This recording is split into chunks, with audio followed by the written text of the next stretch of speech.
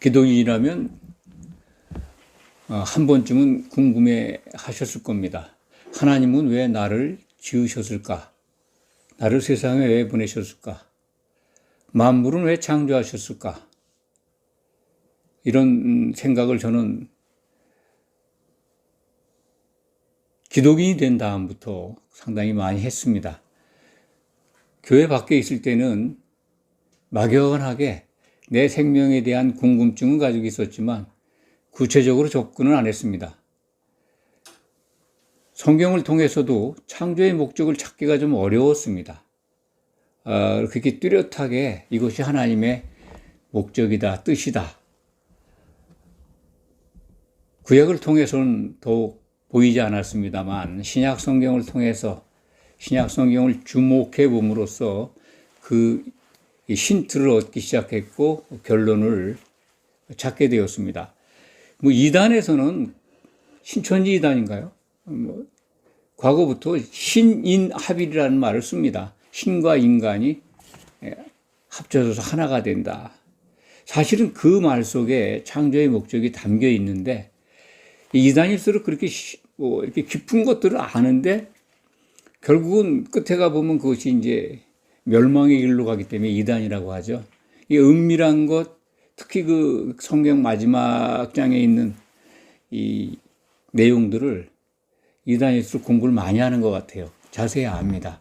그런데 마지막 마무리를 엉망으로 해서 참 거기에 빠진 사람들이 멸망으로 가는 길이 되지 않나, 굉장한 큰 염려를 하고 있습니다. 오늘 말씀은 이제 에베소서 5장 31절, 32절에 기록되어 있는 하나님의 큰 비밀, 그걸 중심으로 말씀을 드리겠습니다. 이 촌철의 레마 시간은 짧은 시간에 하나님의 메시지를 전달해야 되기 때문에 이 빠른 템포로다가 이렇게 말씀을 전해야 되는데 익숙하지가 않아서 아직 적응하기가 좀 어렵습니다. 에베소서 5장 31절, 32절 말씀은 창세기 2장 24절을 그대로 옮겨놓고 그것이 아주 큰 하나님의 비밀이다 이렇게 선언하고 있는 말씀입니다. 하나님의 큰 비밀이 공개가 됐습니다. 그런데 아담과 그의 아내가 한 몸을 이루는 결혼하는 거라는 것. 그래서 이것이 창조 목적과 무슨 관계가 있나 이제 이렇게 접목해서 적용해서 이해하기가 좀 쉽지는 않습니다. 그런데 하나님의 의지가 천명된 것이 최초로 뭘 하시겠다 한 것이 창세기 2장 24절입니다. 하나님의 의지가 표현된 문장이죠.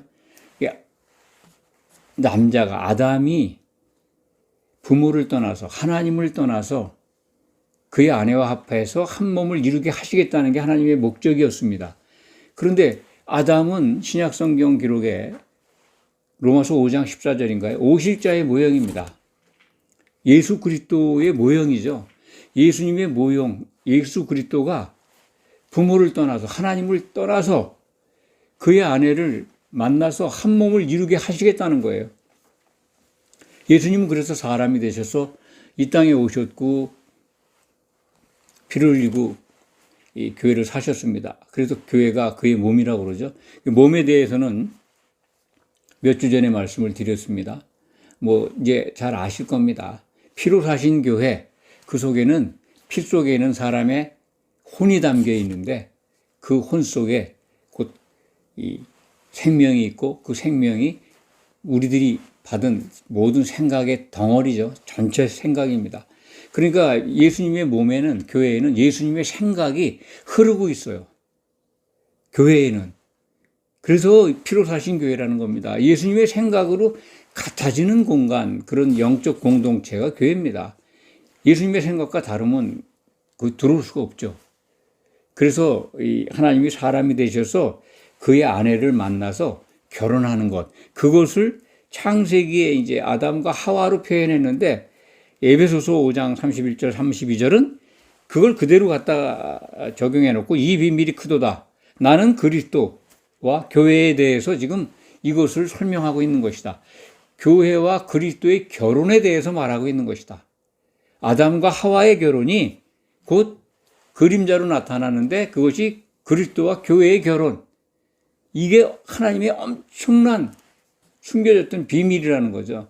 이게 지금 공개된 겁니다. 그럼 이것만으로 우리가 부족하죠? 이게 창세의 목적이야? 창조의 목적이야? 창조의 근본은 누굽니까? 예수 그리스도입니다.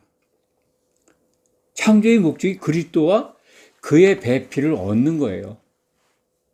이게 하나님의 계획이고, 그래서 우리는 그리스도의 아내로 만들어져 가지고 그 안에서 하나님의 아들들로 우리가 영광을 받는 그러한 하나님이 세우신 계획, 그것이 창세 전에 세워졌다는 겁니다.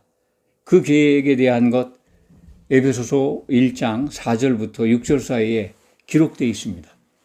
창세 전에 그리스도 안에서 얻어 찬송받겠다고 하신 겁니다.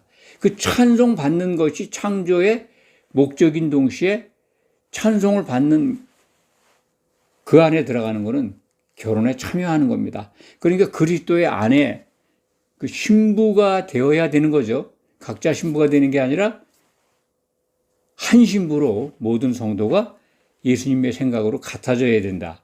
이것을 이루신 다음에 하나님이 선언하시는 게 계시록 21장 6절에 나와 있죠. 다 이루었다. 뭘 보시고? 어린 양의 신부를 보시고. 그러니까 결혼 상대자인 신부를 보시고 다 이루셨다는 거예요. 그런데 그 혼인에 관한 건 19장에 나옵니다. 혼인 날이 이르렀는데 이 찬송을 하면서 선포되는 말씀입니다. 그것을 외치라는 거죠. 요한계시록 19장 6절 이하에 보면 하나님께서, 전능하신 하나님께서 통치하셨도다. 통치를 끝냈다는 겁니다. 우리말 성경은 통치하시도다가 아닙니다. 그 서술형이 아니고 이제 끝난 이 과거형 문장입니다. 그러니까 이 통치를 끝냈는데 그 통치 결과 어린 양의 신부가 준비가 돼서 결혼 날이 이르렀다는 겁니다. 그래서 계시록 19장 9절은 그 어린 양의 혼인 만찬에 청함을 받는 자들이 복이 있다라고 선언합니다. 가장 큰 복이죠. 그게 하나님 창조 목적에 합당하게 우리가 이제 이긴 거죠. 승리한 겁니다. 하나님의 창조 목적은 그러니까 하나님과 인간이 함께 사시겠다는 거죠. 함께 살기 위해서는 결혼해야 되는데 결혼 조건은 이 신이신 예수님, 예수 그리스도의 생각과 같아진 한 신부가 만들어져야 되는 겁니다. 그런 과정을 우리가 이루기 위해서, 그래서 우리를 택하시고 우리를 부르신 거예요. 예수 그리스도의 몸인 교회에 들어와서 그의 생각으로 같아지라고. 같아지기 위해서 우리 실력으로만 내버려 두셨느냐?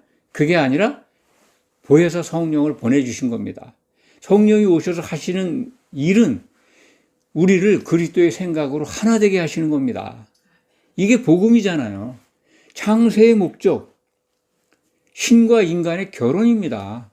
결혼이 이루어져야 새 예루살렘도 등장이 되고 하나님과 영원히 사는 길도 열리는 거죠. 신부가 마련이 돼야 우리에게 약속하신 예수님의 나라에서의 통치도 맛보게 됩니다. 이런 것들이 창조 목적과 다 연결이 돼 있어요. 하나님께서 태초에 하늘들과 땅을 창조하셨습니다. 그 목적은 신, 곧 하나님과 인간이 참 하나님의 방법에 의해서 한 몸을 이루어서 하나가 되어서 결혼하는 겁니다. 그것이 창조 목적입니다. 기도하겠습니다. 아버지 하나님 감사합니다. 참으로 감사합니다. 오늘 주신 말씀 마음속에 새길 수 있도록 많은 사람들이 듣고 공감하며 책임질하며 올바른 신앙으로 나가기를 간절히 소망합니다. 예수 그리스도의 이름으로 기도하옵나이다. 아멘.